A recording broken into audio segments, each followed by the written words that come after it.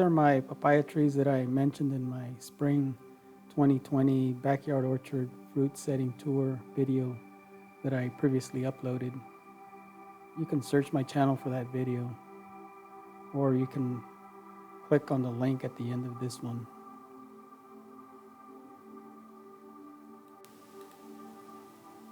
I recently planted them in this section. You may have noticed that the one in the middle looks a little different than the rest. It has a bit more branching on the top due to the fact that it was topped off.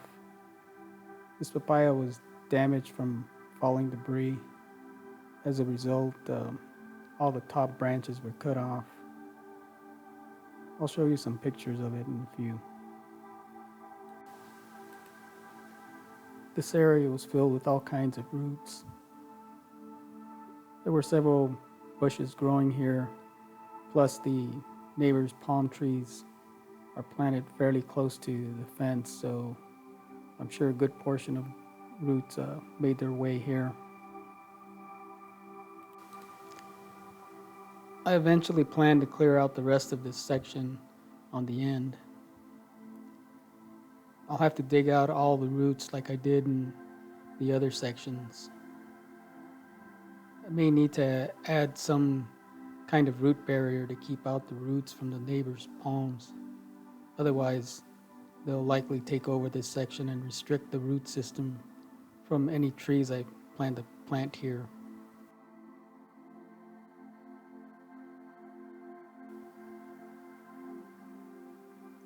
It's going to be a lot of work, so I might wait until next season to start that project.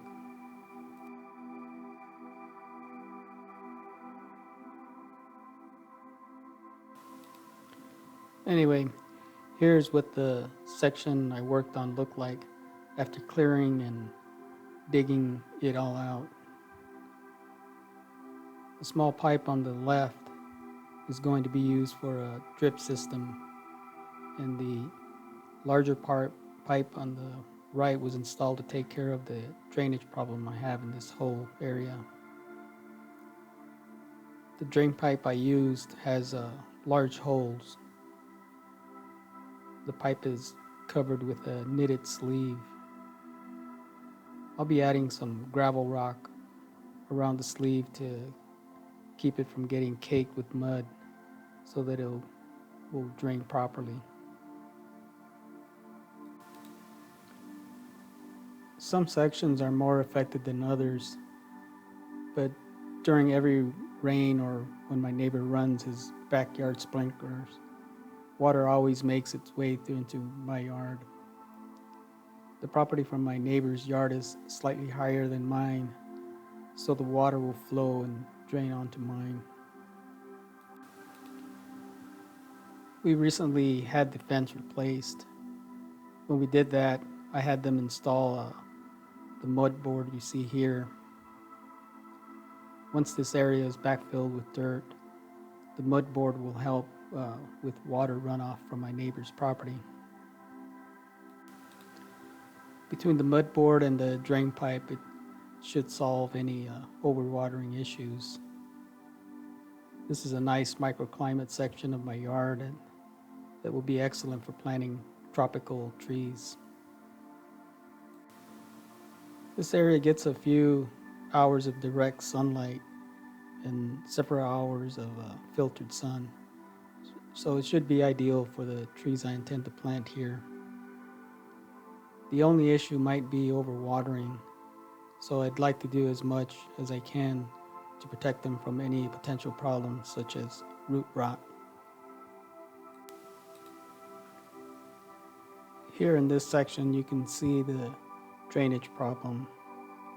The water you see here is overflow from the neighbor's backyard. This water is from just one day of watering, so you can see without the mud board and drain pipe, any trees planted here would certainly have overwatering issues.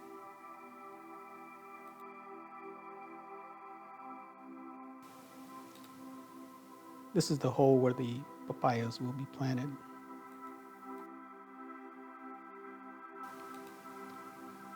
Here you see all the dirt and roots that came out of the area I'm working on.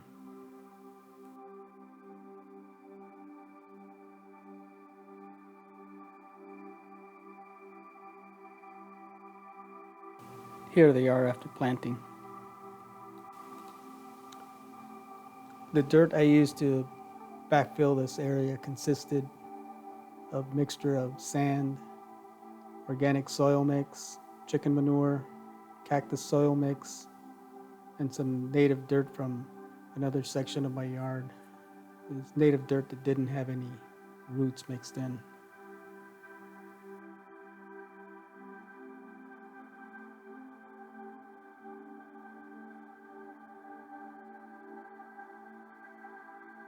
Here you can also see the gravel rock I was talking about.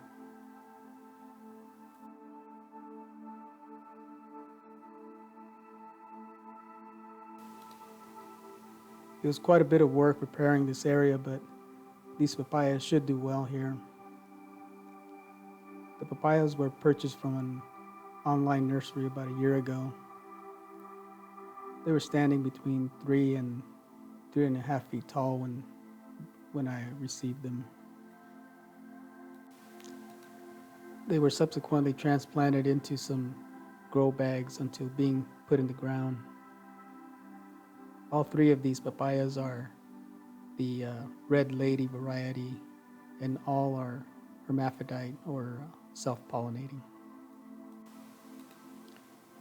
Back in late December, one of them produced a flower. It eventually fell off without producing any fruit. On a side note, from the research I've done, I found that there are 3 types of papaya flowers: male, female, and hermaphrodite.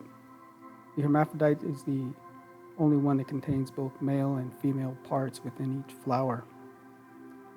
All of these papayas are hermaphrodite, so even with minimal flowering, they should produce fruit eventually. In early February, it produced the second bud. It also failed to set any fruit. In late February, the papaya that I previously mentioned at the opening of this video suffered damage by falling debris as a result of some high winds in my area.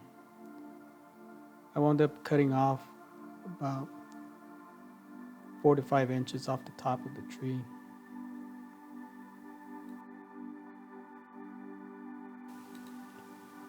Within a short time, it had started to put out some new branching.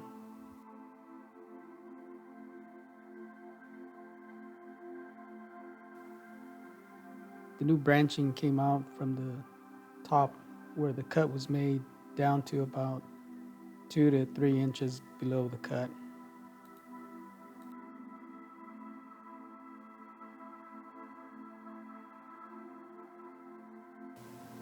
And here's what they look like now. The center papaya is the one that suffered the damage. As you can see, it is doing well and putting out a good amount of growth.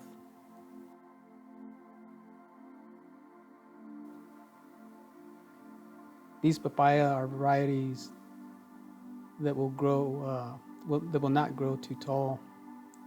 Per nursery info, they only expect to reach a max height of about 6 to 8 feet tall.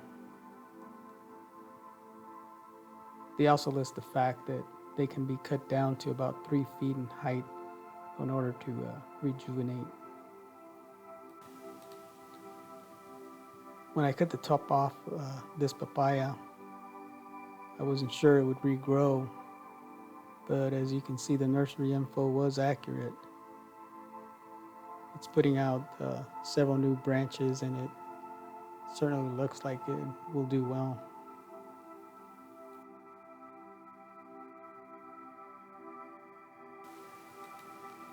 And I didn't notice when I planted these papayas, but as you can see here, they are starting to put out some flower buds.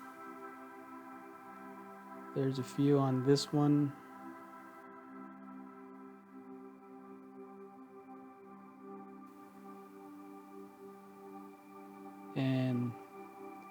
The other one over here is also starting to put out some buds.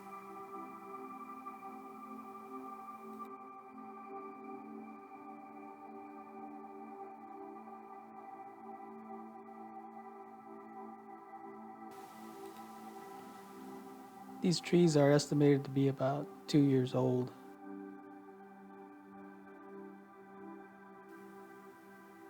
As per nursery info, they should be old enough to bear fruit.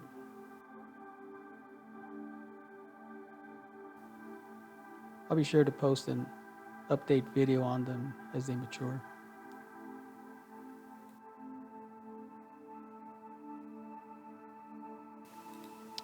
Well, that will be it for now. If you like this video, please give it a thumbs up and please consider subscribing to my channel. As always, stay safe, grow your own, and thank you for watching.